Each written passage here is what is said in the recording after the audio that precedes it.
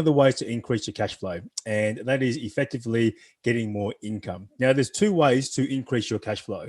One is obviously to save a lot of money and to work hard on cutting down your expenses, which is your traditional budgeting.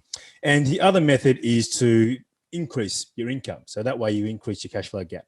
And in our book, the Cash Flow Breakthrough book, we go through both of those. However, we do a lot more detail around on the how to traditional budgeting, and we give you some different concepts around how you can approach that. So they can be really applicable to yourself. And I know a lot of people out there right now are struggling and are hurting in terms of in managing their cash flow. And this book's going to be a great resource for you. But today, I'm going to go through effectively how you can create income. And there's a lot of different ways to do that. However, what it does effectively, it just comes down to having two different approaches. And I'm going to go through into them now, and hopefully you'll be able to get a lot of value out of this, because increasing cash flow, increasing your income is something that I truly believe is something everybody should try and do, because there's only so much you can cut down your expenses. And if you really want to be living the life that you want to live, you really want to work out how you can increase your income. And if you have a look at most of your friends that have got, the lifestyles or the cash flow that you think you would like, then I'm pretty sure that most of them have got greater income. Now, one of the traditional ways to do it is obviously to try and get a pay rise. And if you love your career and you love what you're trying to do, and you've got a real career path set out for you, then obviously you want to try and get that mapped out. And if you haven't got a professional to do that with, I'd highly recommend sitting down with a career professional and mapping out how you can get yourself to that next level in your career, so that you can be increasing your income and getting that savings that you really want to, and that increased cash flow. I actually have a business that I'm in partnership with a friend of mine who used to have an international executive search firm. And we have created a program to help people in their career. And she's actually specializes in that side of the business around career regeneration and growth. So you get access to that if you buy the upgraded program within the Cash Flow Breakthrough book in the funmoney.me website, which I'll put the link to. But so that's one way on the career. But I'm going to focus a bit more today around on the other side on how you can increase your income. And that's through getting into business. Now, there's two ways to get into business. And the first one is as a side hustle, or going all in. Now, there's a legend, and I know some of the people like Tony Robbins have taken it and developed it, but the original legend in terms of how the all-in approach came from a Roman general way back in over 2,000 years ago, who, when they were going to raid an island, all the legionnaires went on the boats, and they all rowed out there. And then they once they arrived at the island, the general turned around to all the legionnaires and said, "Okay, let's just burn the boats." And all the troops turned around to the general and said, "What do you mean burn the boats? How are we going to get back?" And the general said, "Look, either that was our only way back." And the general said, "Well, either we win or we die." So, I mean, it's a pretty resolute kind of approach. So if you go all in business, as in you're putting your heart and soul into it, you've got to kind of have that kind of approach. It's pretty resolute. You need to be stubborn, and doing that myself, I can tell you need to have a lot of stubbornness about you, a lot of resolve, and be able to give yourself the drive even when you're feeling down, because being in business is not actually, it's awesome rewards, but it's a lot of hard work. And anything in business takes some hard work. So there's no quick win solution, but it's certainly a better way to create income than, so there's no other better way to create income for yourself. Now, if you don't like the all-in approach, then you can try a side hustle. Now, a side hustle is just doing something on the side. Obviously, as you've got your full-time job, you may come home and you might find yourself something on the side that you can get some income from. Now, this might be hard in your circumstance. Maybe if you've got a young family, or if you've got other commitments, or you've got a job that's really demanding, a side hustle, it might be really, really difficult. So you may find yourself in a situation by saying, well, actually, side hustle is not going to do it. I'm going to have to go all in. So if I do that, then that's a major decision that you've got to go through. But side hustles, they're a lot easier these days you can go online. I encourage you, I'm not going to go through them in detail today because I'd encourage you to go and just Google it. So side hustle, there's things like you can go and do. Amazon does drop shipping. You can actually have an Amazon store. There's a $1 trillion company. There's people actually online who actually teach you how to source products, how to actually get them manufactured, how to get them to Amazon. You don't have to hold any of the stock, and then how to market it. And then effectively all you are is the marketing arm and your stock sits in the warehouse. That's called drop shipping. Shopify does the same sort of thing. So you can go on there and look for that as well. There is also, you can Airbnb, you can Uber. There's a lot of, there's actually all the traditional companies. There's a group in the US. They've one of the guys sold his business for $300 million, and they're going around now and buying up traditional shops and turning them into online e-commerce stores. So what Amazon has done is open up that market. So they are obviously very strong, but they're not obviously the only player in the online space. And people now, especially through COVID, are used to buying more and more online. So what you see now is an opening of all these online stores happening and people just getting in there and giving it a go as a side hustle.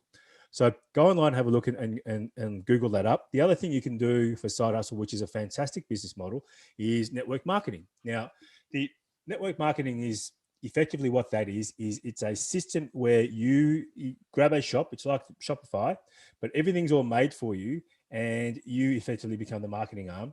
And then what's more is it's like an affiliate program, so that if you encourage other people to do the same, then they go and then they grow their business, then you get a share of their growth in their business. So it's not a pyramid scheme. That's a massive misconception on for a lot of people on network marketing. What it is, it's a legitimate distribution model where you, rather than in a traditional distribution model, you will have, say, the manufacturer or supply to the manufacturer, then someone who manufactures it then gives it to a distributor, and then the distributor then goes and gives it to another distributor who then will give it to the shops, sell it to the shops, who will then sell it on to you. So you've got about 4 or 5 steps in between from the manufacturer to you getting the product. What network marketing does is it strips out a lot of that, the middlemen in there. So you can actually get good products and there's a lot more margin to share around.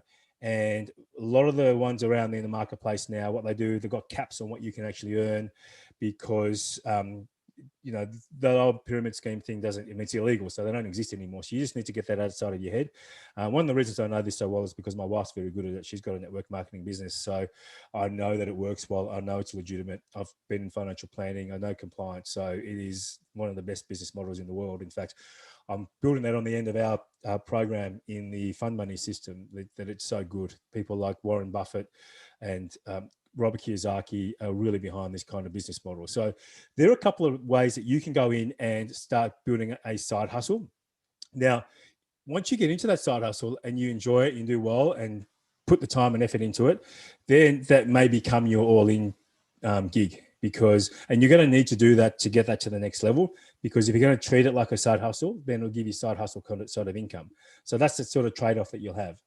Now, the other way to get into having your own business is obviously to buy a business or to, so before that, one of the things you can do is the middle one, is you can turn your skills into a business. So either as a consulting, or you can go out and you can do online cooking courses, YouTube videos. You can have your own blog.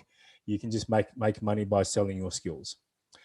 So now the traditional method of buying businesses is something I know really, really well, because I've done that. I've set up businesses and I have bought into a business. I've grown businesses and I've sold businesses. I know there's a whole lot of legalities behind it that you need to be aware of. However, right now, it's quite an amazing time if you want to spend the time and energy and getting into buying a traditional business. There is, I'm just going to have a read of the stats here. The Australian Financial Review 3 years ago said that in the next 10 to 20 years, there's going to be about a $3 trillion worth of assets transferring between generations. So there's this huge intergenerational shift happening. There about 80% of small businesses out there are owned by baby boomers with a net wealth in there of about $3.5 trillion that will need to be transferred onto new owners. So what you'll find at the moment when you go out there, and I found this in the financial planning world, is that it's very much a buyer's market, seller's market at the moment, because there's a lot more buyers out there. But as the baby boomers increase and grow with age, you'll find that there's a lot more businesses coming on sale. And I'm seeing this myself. We have a lending referral business where we're getting a lot of requests from people who are looking to buy into business, whether it's a McDonald's, an F45, someone wants to buy into a petrol station, a lot of people are now trying to re-look at their whole situation and looking to actually buy into a business. Now, to do this, it's not actually as hard as you may think. So I'm going to share with you a couple of ways you might even want to explore this option. So I'm going to share my screen here. I'm going into screen number 1. This is hopefully you can see. Now, the first thing you want to do is there's a couple of ways you can go online and just look for businesses. If you are in an industry, obviously ask within the industry and ask people that you know. You can go online and look for a business broker. Now, a business broker is just like a mortgage broker or a real estate agent, where they will have businesses that they sell on behalf of business owners. You can go on there, you can Google them, look up site. There's quite a few around. And you can go in and then you can do a deep dive and actually find businesses to buy. The other thing you can do is click on looking for business for sale. And I've got one here as an example where I just did a search beforehand. This is commercial real estate. And this just shows you businesses around Melbourne because that's where I'm based. And I've specifically narrowed this down to the food and beverage and hospitality because I know that that's obviously a lot of those guys want to be getting out because the situation's been pretty average here and not being able to go into trade. So you got people like this, and look, this is public information, so I don't need to sort of hide these names or anything. This is the website. I mean, I might be doing these guys a favor if one of you guys wants to buy them, but these are the businesses available. So if you wanted to buy one of these businesses, what do? Well, you might have equity, maybe you might not. You might have to go to your friends and family to try and get some money to buy these businesses, or you could try and borrow the money to buy into the business. Now, generally, if you want to borrow money to buy into business, the lenders do like to see you putting in a little bit of your own money. So it's either you have 20 or 30% of the price of let's say you wanted to buy this takeaway store in Melbourne for $130,000. You'd need to have about 30 to 40 grand of your own cash to put in, and then they'll be happy to chip in the rest. Now, if you don't, that's okay, because there's a couple of ways around that. So what you could do is this store here in Melbourne might have some assets. So they may have some of their equipment, which you could use as security that the lender would then use to help give you the money to buy into that business. So there's lots of different ways to try and find the income, but you just need to be realistic. The other thing you need to do is have a really good business plan, so so the lender can see what your cash flow is going to look like moving forward. The key thing that the lenders look for when you're going for a loan to buy something like this is your ability to service. So even if you've got 0 customers, how are you going to service that loan? So you might have, maybe your spouse might be working, you might put both your names in there. Or if you have a really good, clear business plan, then it's got history of actually having been in business and got a regular customer base. That would actually make a bit of a difference as well. So one of the things you can do is, let's say you find this, you can come into this website that we've got in here. I'm going to just do an unashamed plug for this. It's called Impact Loans.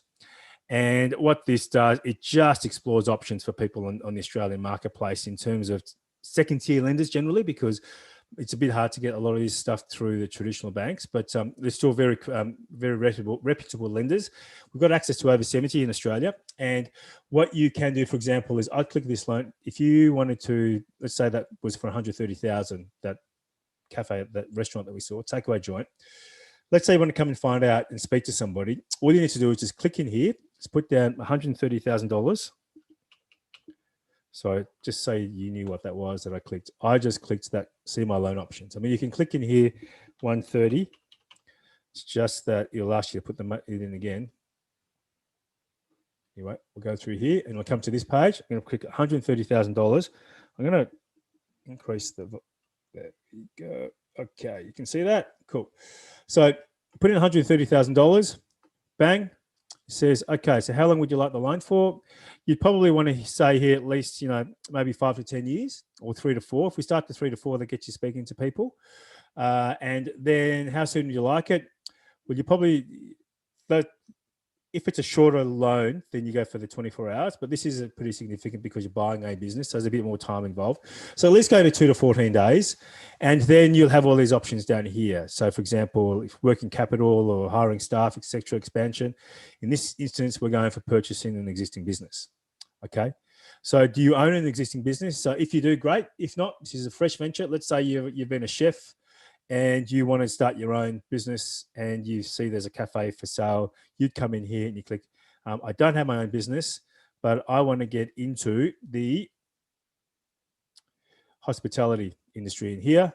And then you put in, you do your homework on what you think the revenue would be. So in this one, I'm just going to put in, say, $30,000 a month, which is pretty standard for a lot of, this is gross revenue. So before tax, this is turnover.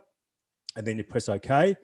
And you come through and you say, if you've got a home, that does help. You don't have to put your home up for equity, but it does help with the when you speak to people. I'm going to put down rent for the sake of this exercise. And then you just put in your details, ABC, Proprietary Limited, and then you just follow the prompts and you'll find a search in here for you. Follow those prompts, enter in your details, and then we will receive the information and we'll find someone for you to speak to. And I'll personally give you a call and we will talk through your scenario and see what we might be able to find out for you. Now, if you need help with things like business plans and approach to creating businesses, then we can help you with that as well. The key thing right now is just to get your details in the system so we can start that conversation going. We can sort of work out the best approach for you, whether you need to do a bit more work up front in sort of getting your business case together so we can present that to the lenders, whether you need other help in terms of structuring your approach, need help in speaking to your accountants because you'll need to speak to an accountant if you're doing a business. So there are the key things, guys, in terms of how to increase your cash flow. Now, I went with a bit more time there within the traditional side of business because that's what I know well. That's my strength. However, I do know my wife's very, very excellent with the network marketing. She's one of the top in Australia in the one that she does. And also the other ways that you can start just exploring ways. So really, out of today, for anything, if you can just start exploring ways and just thinking about maybe, okay, I know that I need to save. That's kind of what everyone tells me I need to do. But at the same time, I want a life. So I need to work out how to increase that gap. And for me, it makes sense to increase my income. I'm either going to work out and speak to someone about how I can get my next career move, or I'm going to do a side hustle, or I'm going to go all in. Right. So there's your three choices on increasing your income. And on any of those, we can help you out. So now the key thing though is just for you to do something. So I'm going to put it out there that you actually just try and make a decision on whether, if you are going to increase your income, now's the time to do it. So don't just sit back and say, oh, yeah, that was a nice little cute little video. Now's the time for you. I mean, we're in the middle of COVID. Things are changing. People are hustling all around the place. Pivoting is, so trendy. I put up a post today on one of the Facebook groups that I'm in. I said, look, I feel like a ballerina. I've been pivoting so much this year.